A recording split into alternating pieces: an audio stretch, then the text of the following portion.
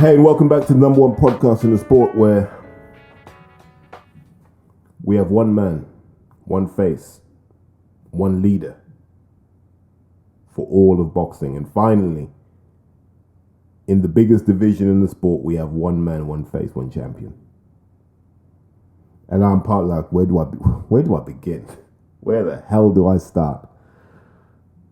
Do you know what I'm going to start? I'm going to start by congratulating Alexander Usyk. This episode is going to be a bit all over the place for one very good reason. I think everyone listening to this has seen the fight. So going round by round doesn't make any sense. Let's just talk about the fight in the way that we would normally, right? And we've got to take our hat off to Alexander Usyk because at the end of that seventh round, he was done. If you've been around the sport long enough and you know what to look for, at the end of that seventh round, Alexander Usyk was done. It's the little things you don't see. It's the small, subtle things that you have to know them to pick up on them. You could hear the shots going into his body and you're like, you can't take many of those, man. No one can, right? And Usyk was gritting down and he was being tough, but you could see he was getting demoralized because one, he didn't expect Fury to be that mobile. Yeah. Through the first 7 rounds, he didn't expect Fury to be that mobile. He didn't expect to have to work that hard to get to Fury's face. And when he was going to the body, he wasn't getting the joy that he normally gets. So a lot of the things that Usyk could normally get away with and has got away with against what I call lesser opponents, right? He couldn't get away with. And so at the end of that 7th round, I don't speak any Ukrainian, but they were like, Alexander, maybe 4-3 Usyk, 5-2 Usyk, very bad time. Right? And Usyk's gone, Jesus, this isn't going well. What the hell do we do? And someone said, you want to kiss the cross? Nah, I don't know what that silver cross is. I don't know what that crucifix is. I don't know what it represents to him. I don't know what it means. But it spoke to Alexander Usyk and it said, unleash the hounds, my friend. Unleash the dog. Unleash the savage. And round 8, Usyk said, forget all the pretty boy stuff. Forget the in-out, forget the hopping, forget the Ukrainian folk dancing stuff I might have done when I was 11. Forget all of that. I'm going to channel my inner Holyfield now. I'm going to stand in front of this guy and I'm going to bait him into a war. I'm going to make this guy trade with me. I'm quicker than him. I'm sharper than him. I'm going to get him out of there. Like, that was Usyk. Because you got to remember, up until that point, and remember I said this in the preview, you get that first round pyrotechnic stuff where he looks $1 billion. And then it slows down because he's 100-kilo man, right? He's a big, heavy guy. He can't sustain that. And then it becomes more of a fight. And as Fury started to get his timing and get a sense of where Usyk was tactically, he realized he could just let his hands go to the body. And it wasn't easy, by the way, because where we need to also praise Usyk is his consistency. Usyk can hold his hands up for a full 12 rounds, and not many people do that and do it well. And what he did was he said, the headshots are going to be so hard for you, you're going to have to try and get to the body. And in doing that, you're going to sacrifice your reach, and that's going to be my time. So Usyk was willing to take a couple of body shots to let his shots go. But that wasn't working until round 8, because to beat someone bigger than you, you've got to commit to your shots. You've got to sit down on your shots. This isn't the cruiserweight division. Tyson Fury is not Tony Bellew. And you're not putting a dent in a guy who weighs 40 pounds more than you. All right, this is fact. So that round 8, whatever that crucifix said, whatever was on that, I don't know anything about that. But when he kissed that thing, the switch went. And he came out in full savage mode. Full savage mode. And he did what all great champions do. He turned a bad situation into an amazing situation. Now, I don't know if he moved through the gears or if Fury started to decline in that fight. Who knows? It doesn't matter. The reality is that Usyk was able to start pulling ahead. And we saw what happened in the ninth round, right? So let's touch on that. Like I see a lot of people saying, I do know there was a standing 8 count in boxing. Jesus, man. That wasn't a standing 8 count. That was a standard, that was a knockdown. That was ruled a knockdown. The referee said, yo, that's a knockdown. The ropes kept you up. When he fell into that corner, the ropes kept him up. He couldn't get his feet back under him. And I've seen people also say, well, why didn't he just take the knee? Okay, so let's look at it tactically. So I think realistically, after 8 rounds, you've either got it 4-4 even, or you've got it 5-3 to Fury, right? So in that round 9, you'd rather take the 10-9, right? Let Usyk have the round 10-9, and that's 5-4, right? That's 5-4. So you're like, okay, cool. But that point's going to make a difference. That point's going to bring you back down. And so that's the gamble. And remember, Fury's got an innate sense of where a fight's headed, and he can feel at this point the tide's turning. And in his head, he's like, I just need to weather this storm, get back to my corner, and if I can win 1 out of the next 3 rounds, I should be home and hosed. If not, it's a draw, and we go and do the dance again. So I can understand why he'd try and stay up. Let's say he had pitched the shutout, and maybe he had dropped Usyk in the 5th round, for example. Would he have taken a knee? Potentially just taken a knee, got his breath back and said, all right, let me get my act together. But I just think because of the nature of the fight where it was nip and tuck and, round 9 and round 10 were going to determine the direction of the fight. So I understand why he tried to stay up. With hindsight, it wasn't the best thing to do. But look, we can't dwell on hindsight too much. Credit to him for making it compelling by being a warrior and going, I'm gonna fight as hard as I can. And, his backside never touched the canvas, so credit to him.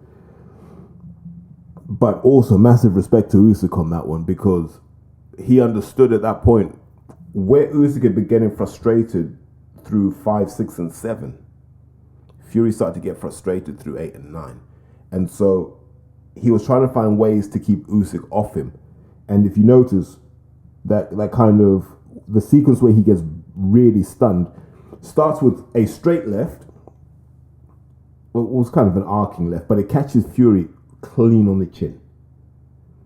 And instead of Fury going, do you know what? Maybe I need to keep my hands up, stick to some fundamentals, keep my hands up, move around a bit, reset, go again. He tries to shoe shot with a little sharp, I think it was a 2 or 3 shot combo.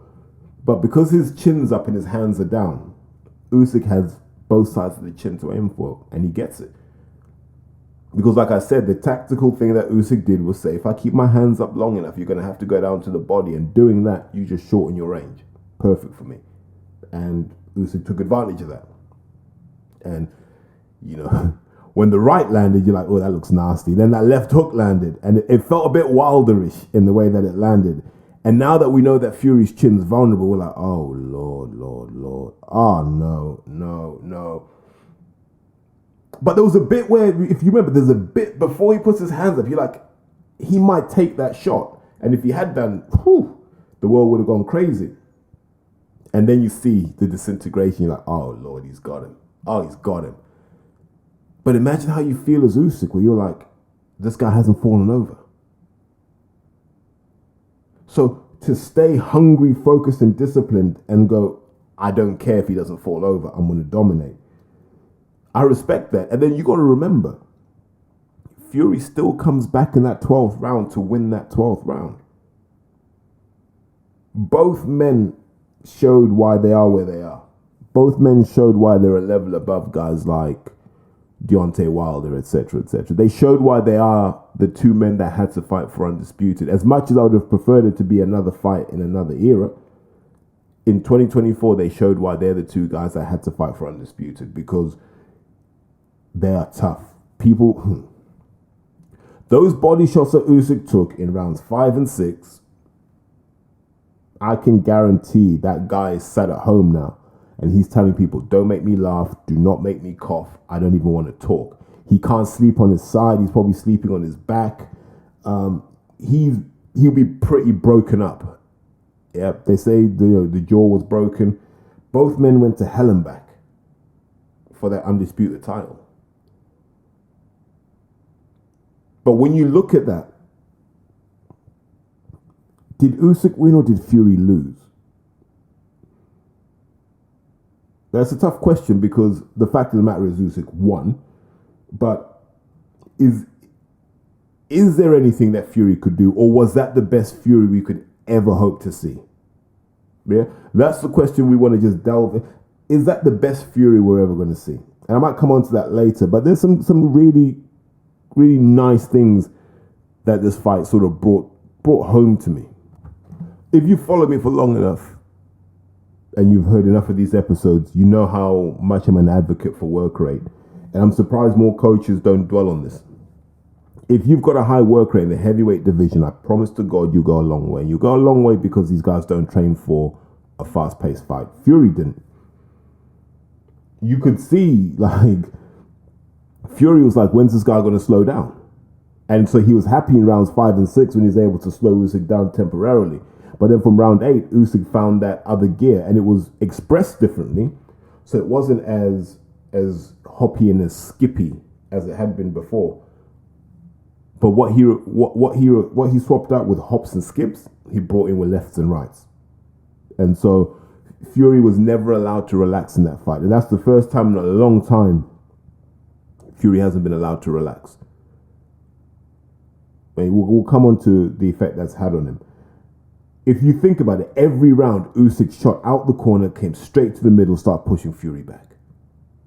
Said, no. I'm not going to give you a psychological edge. Just like in the build up to this fight, I haven't given you one. I'm not going to give you one now. It started just, he had Fury where he wanted him. His ability to stay right in Fury's face. There wasn't an angle Fury could create. There wasn't a position he could take up where Usyk wasn't in his face. And he did all of this without that whole skipping out to the right stuff that he normally does. Usyk said, you want me to stay between the shoulders? I'll stay between the shoulders and we'll dog it out. And after round 7, dog it out is exactly what those two men did. But what I really enjoyed when I was watching Usyk was it looked like they'd prepared for Fury. It looked like they'd watched. And it looks like actually they took more instruction from that Ngannou fight than maybe Usyk let on at the time. So if you remember at the time, Usyk said, it's just a bad fight. Fury was just, he was messing about in there. He got the job done in the end. And I think Fury was generous. I think he gave it 7-3 to Fury. This is all like that art of war, right? Make your opponent look amazing, all this stuff, lull him into that false sense of security. But they were watching. And they would have realized Fury struggles with that kind of right-left because that's how he got dropped.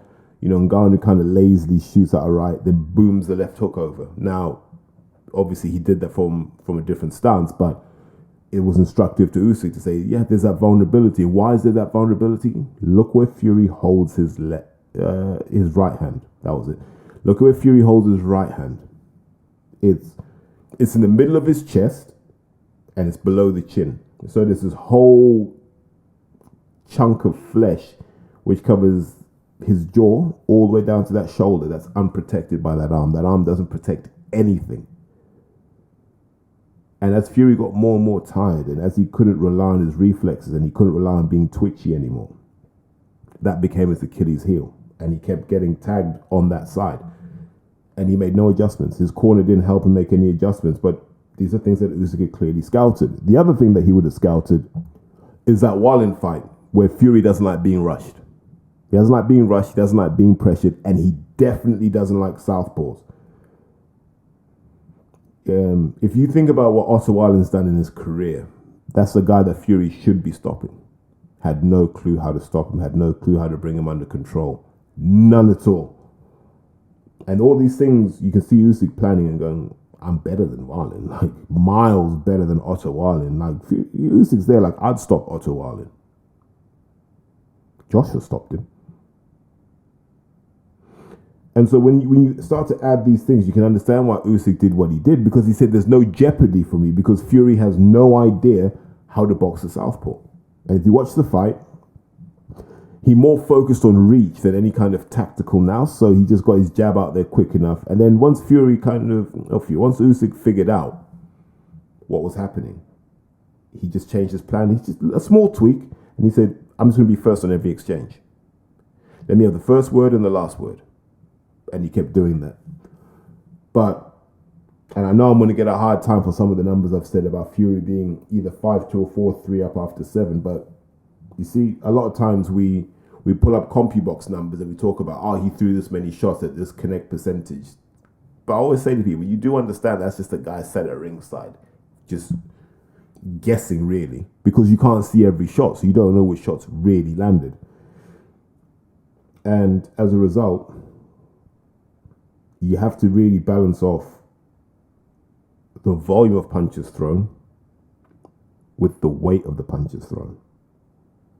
And if you look at the weightier shots, they all came from Fury up until round 8. And that was causing Usyk a lot of distress. But Usyk, it's almost like he knew, if I can get over this hump, he hasn't got the gas tank to compete with me. And he was proved right. You know? So it's almost like the first half of the fight, Usyk had to tough it out, had to bite down on his gum shield. And the second half of the fight, Fury had to bite down on his gum shield and really, really hang in there. And that's what I mean about the warrior spirit. And that's why you got to respect Usyk, because he swung that around. We've never seen anyone do that with Fury. You know, we've seen Wilder go toe to toe with him, but you know that's a big guy with a freakish amount of power. There was no real, like, that wasn't really boxing IQ. That was just a guy who said, I am going to hit you. And all of this is why I guess we've got to call Usyk special now, right? Because I look at him, I used to look at him in the same breath I looked at Chris Bird, and we'll come on to him later, but just for that high skill level, moving up the weight, starting out as 75 kilo amateurs and moving up. But I'm seeing that kind of Holyfield thing in Usyk, based on what I saw rounds 8 to 12, where he's like, no, we're going to fight. And he did it with Joshua, and he did it with Dubois. When he realized that there's a chance Dubois could really take his head off. And I think one day he'll admit that might be the hardest he's been hit. And he said, I can't leave this to the judges. Bam! Set about him. Showed he had that nastiness that goes with the flair. He had that nastiness to just hurt someone and feel no way. And then when he was done, gave him advice and said, you can come again. Special guy. And even I have to hold my hands up and say, maybe I was wrong about Usyk. Maybe he is that special. There's a counter argument, which is he's just the best of a bad bunch, but he's the best of his generation. He is the best of his generation, because there's no one you want to see him fight now. There's no one where it makes sense for him to fight. Yes, he could fight Joshua again, and would it be different with Ben Davidson? Would it be different considering the decline everyone else has had around Joshua while he's remained consistent? Time will tell, but it's not a pressing issue for us. Zhilei Zhang isn't really that guy. I think Joseph Parker will get taken apart, but I wouldn't mind seeing that actually. I feel like Parker almost deserves that now. And then Joe Joyce, it's not really the solution. Hrgovic is not really an answer to it. There's no one you want to see Usyk in with now. He can ride off into the sunset. Guy's probably mad enough to go down to cruiserweight and say, listen, let me come and get those belts back. But we've got to talk about Tyson Fury. For any number of reasons, but mainly because the last decade of British boxing doesn't make sense unless we talk about Tyson Fury. And for a long time, we were told that this guy was special and he was a different breed and he was a different level and he would do things in boxing no one else had done, mainly coming from the Fury camp. And he always dropped little breadcrumbs and little hints that potentially he could do that, right? And we'd hear that, yeah, he could beat anyone in any era and this, that, and the third. And this is mostly him saying that. But I can't remember who I said this to. But I said, if Fury loses, we're going to have to tear his resume apart. Because he outweighed Alexander Usyk by 40 pounds. Maybe even more. Right? Simple mathematics. And he always told he was the most skilled heavyweight. And for me, skill is the ability to use your technique to consistently dominate your opponent. Based on Saturday, that was Usyk. So we look at Tyson Fury, we now start to say, so here's a guy who fought an old Vladimir Klitschko, yeah, an old Vladimir Klitschko who had struggled against Bryant Jennings. Here's a guy who fought Deontay Wilder 3 times, drew once, won twice, but in most accepted boxing circles, that first fight should have been a loss for Fury. That should have been a stoppage win for Wilder. And we don't know what the other 2 fights would have been after that. This is a guy that fought Chisora 3 times, and none of them made any sense. Maybe the first one did. The next 2 just didn't make any sense at all. And the guy that fought Dillian White, who was never at that level that he should have been fighting for that WBC title. But credit to him for overachieving in boxing and in life. At no point do you get a whiff of greatness from that sort of resume, right? There's no whiff of greatness at all. Then you add in the 2 or 3 years of chaos when he went off the rails. And you start to look at this man and you go, maybe we were looking for a hero. And he, like most good con men, was able to tap into that and sold us a dream. There'll be people like Stig and the rest of that Fury Power mob that'll be crying into their Horlicks right now. Just crying. Probably haven't left the house for 48 hours, whatever it is, because they can't cope. Fury was good enough to win, but he didn't win. And I think it will come out, because I've heard murmurings about this, I think it will come out that camp wasn't spot on. I think you're going to find out very soon that there were problems with Sugar Hill. There were problems with John Fury. I think this is all going to happen. At some point it will all come out. But that corner was utter chaos. Utter chaos. As soon as Usyk started to turn the screw, there wasn't any advice on how to arrest them, to reverse that. They didn't seem to have a plan for Usyk. They didn't seem to say, look, you know, you're getting caught with these kind of arcing, sweeping left hands. Get your hand up. Just don't let him land those. And then you just counter with your own left hook. But there was nothing in there that justifies people getting paid. I almost wonder if the guy had even sparred. And what I mean by that is the drop-off in the second half of the fight was so great. You're like, did this guy actually spar after he got that cut? Then you look at his nose, and his nose was gone in the first round. And you're like, well, what happened? Like, what has been happening behind the scenes with Tyson Fury? Because it looked shambolic. You know, his old man shows up, starts acting the fool, and maybe that was to hide the fact that Fury wasn't in, you know, fight shape. You can talk, I don't know who that guy was in the cap who was telling us, his strength and conditioning guy, forget what his name is, but he was talking about, oh yeah, he's in perfect shape, this is the best he's ever looked. And I was like, really? He looked terrible. Like, he might need to get back on the Nandrolone, to be honest with you. Like, we might have to allow him to get back on that Nandrolone, because he looked terrible. He didn't look as good as he did in Wilder 2. Didn't box with the same intensity or the same hunger. That points to me a guy that hasn't done the work that he should be doing. Now, there's always a red flag to me when I hear that someone as big as Tyson Fury spars 30 rounds a week, because they can't all be high quality rounds. So I'm like, well, why are you sparring 30 rounds a week then? And if it's just a question of, well, that's what we've always done. The guy's 35, 36 now. Like, when are you going to adapt his training so you can get the most out of it? I don't imagine Usyk is sparring an insane amount of rounds, but the rounds he is sparring are designed to prepare him for fight night. Who did Fury have in his camp? Who? Yeah, that whole situation looks like a mess from top to bottom, and it's always felt like a cash grab. And maybe we do need to see the back of that whole Fury clan and just get them out of boxing, because they haven't really delivered. Tyson hasn't delivered, Huey hasn't delivered, but they've always had this fanfare around they're the ones to bring British boxing back. And I'm like, oh, God. Let's just move on from that. Maybe Joshua was right all along when he was just like, listen, stop buying into the hype around the Furies, man. Like, they're not all that. And people will point to the fact that in round 9, when Usyk took him into deep water, Fury just about survived. But that's a small guy. That's not Deontay Wilder. That's not a guy that, punches holes in walls for a living. No.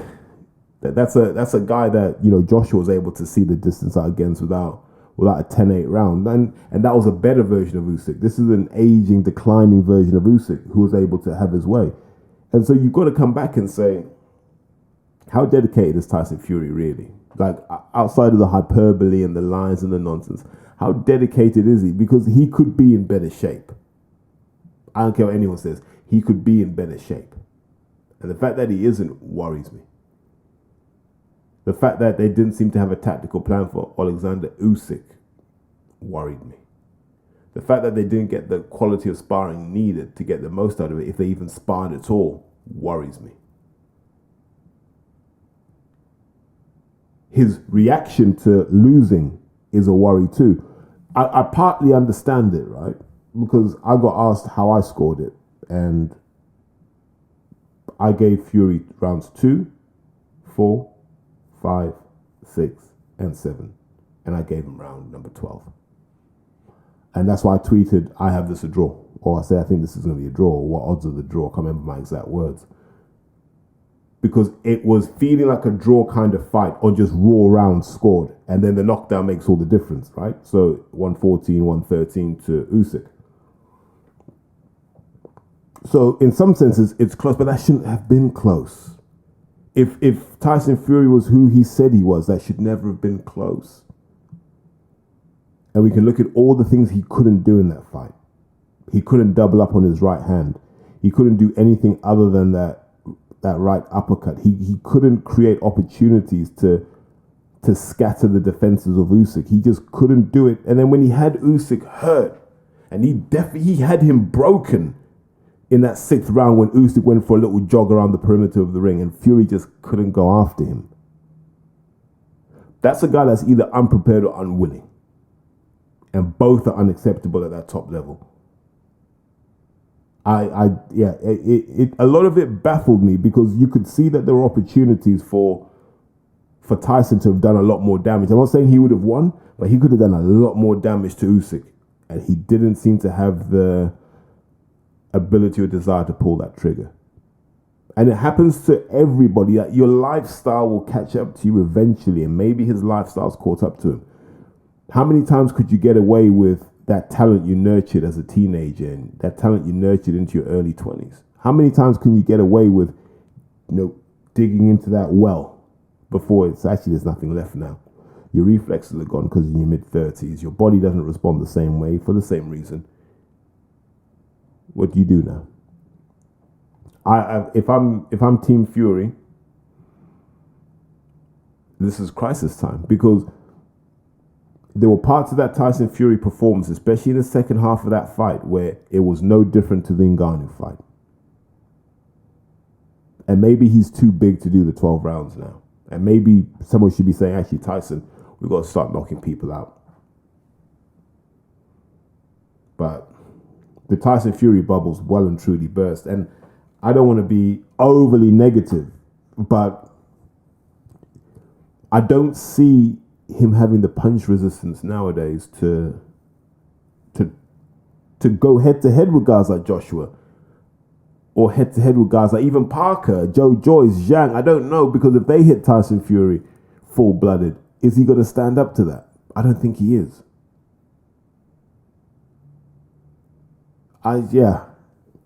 It's sad that his career will end, and we will remember him as a guy that talked a good game when it came to Undisputed, but really never had a career that said he cared about legacy.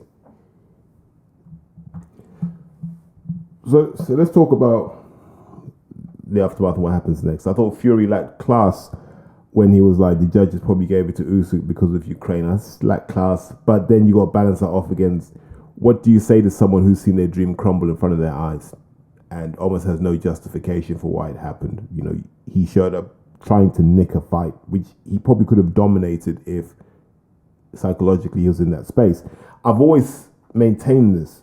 They have Fury on medication to fight. I think if you took the medication away from him, I can't tell you what that medication is, that guy wouldn't box. There's something not right about him psychologically where who knows what it is, but there's something not quite right there. Because, if he doesn't get back in the gym for that rematch now, you might see this guy just fly off the rails.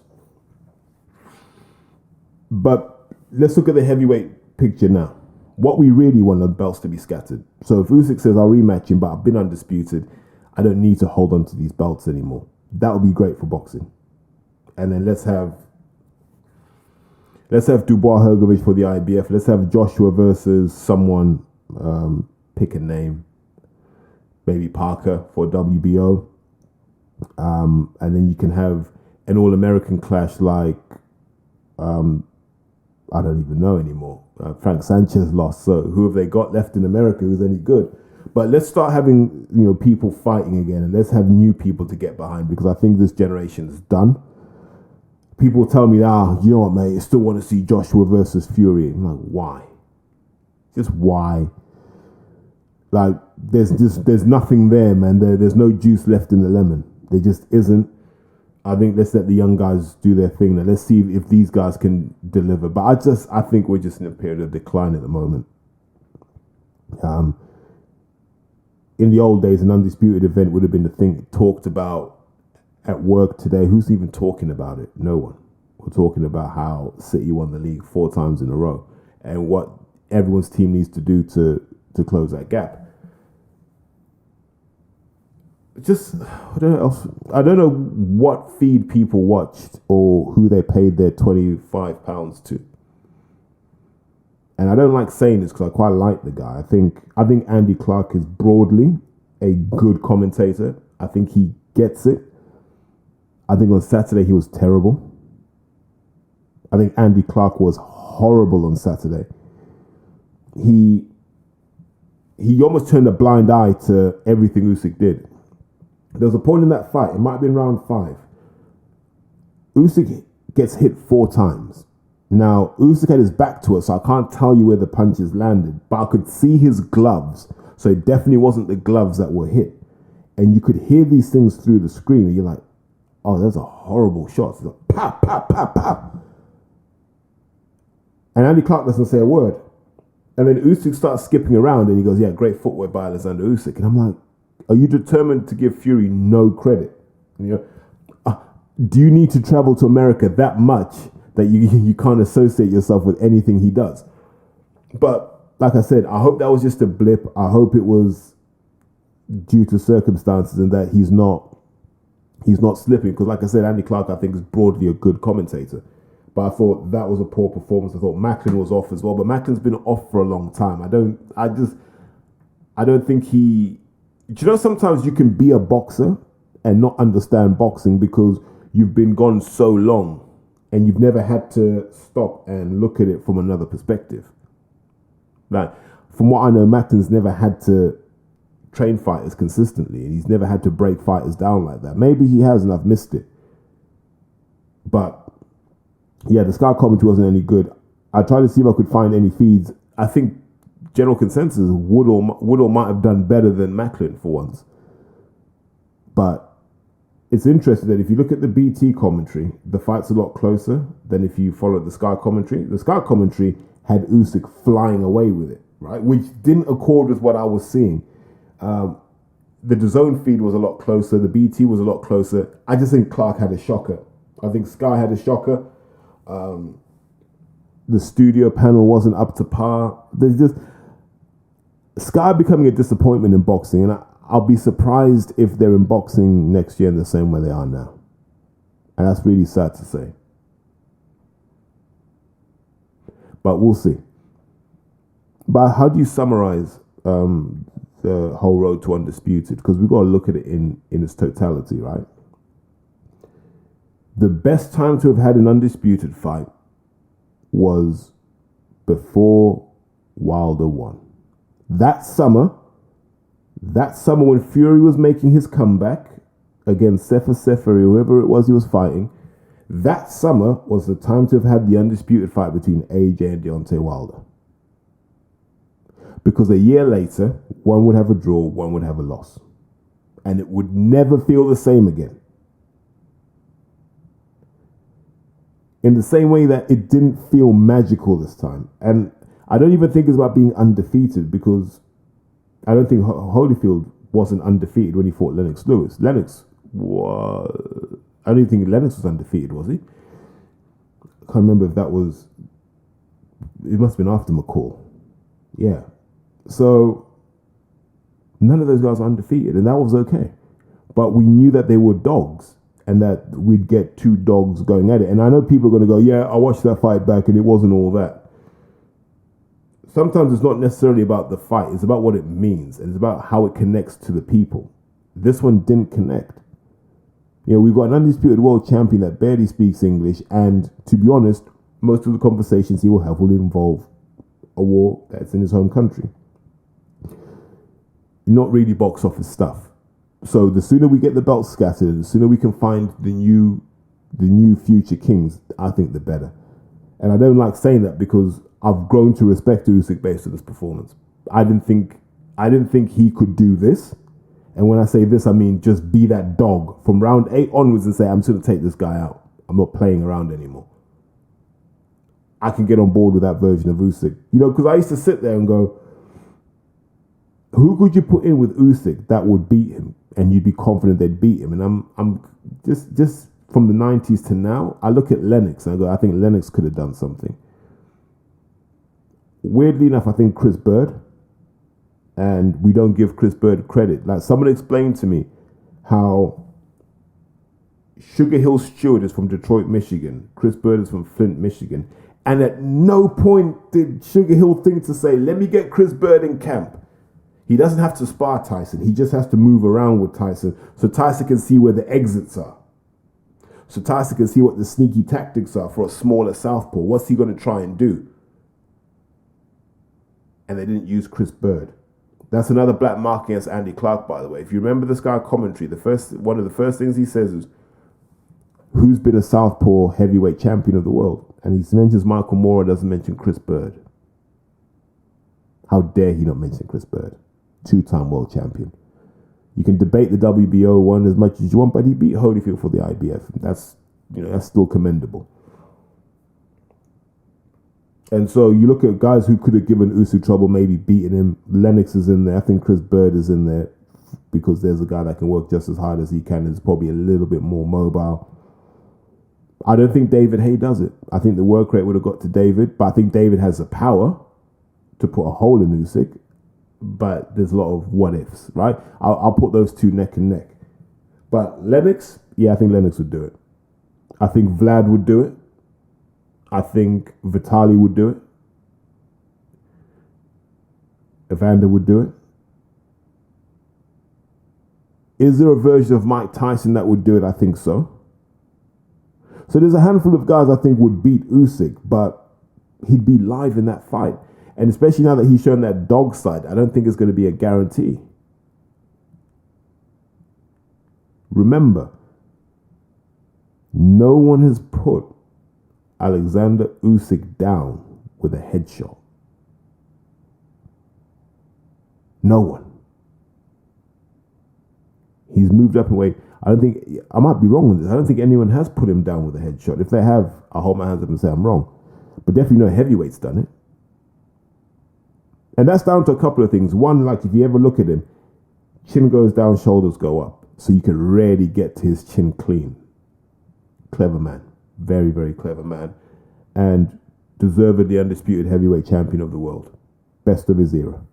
And we have to acknowledge that. You know, I admit I was wrong in my prediction, but credit to the man. He did what he had to do for his family, for his legacy, and for his country. I think that's probably a good point to tap out and say, enjoy the rest of your week. As always, if you love the content, share it. We live in a really paradoxical world. Just want to talk about this. Think about this, right? I've done over 300 episodes solo, maybe 130, 140 with Martin and Andy. Most people know I do a podcast. Why would you ask me my prediction when you know where you can get it from? Why would you ask me for my summary of a fight when you know where you can get it from? You know the arrogance of people. to be like, yeah, I don't care that he does a podcast. I'm just going to go straight to him. No, don't do that. Go to the source. So that's why I don't respond anymore. Like, my policy now is when people ask me for my prediction about something, I just go, you know where to go. Don't ask me. You know what I mean? Do not ask me. You will find the answer there, because otherwise, what's the point in doing this? If people think, oh yeah, I don't care what he does, yeah, forget him trying to build a platform that benefits the sport. Forget all of that. I'm just going to go straight to it. The arrogance people have. But that's just one of my frustrations, that when people ask you that, you're like, well, like, there's a source for it. Porky's Corner is proud to be sponsored by Spartan Site Solutions. They are specialists in civil engineering and demolition contracts for the construction industry. Interested parties should visit their website or contact Porky's Corner for a referral at porkycorner@mail.com.